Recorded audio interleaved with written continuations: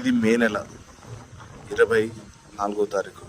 చూసారా, ఒక 1 year back ఇదే నెలలో నీళ్లు లేక ఎండిపోయినటువంటి తుంగభద్ర, కానీ ఈరోజు పచ్చదనంతో విశాలవంతమైనటువంటి ఈ నీటి విస్తీర్ణం చూస్తే చాలా ఆనందం అనిపిస్తుంది.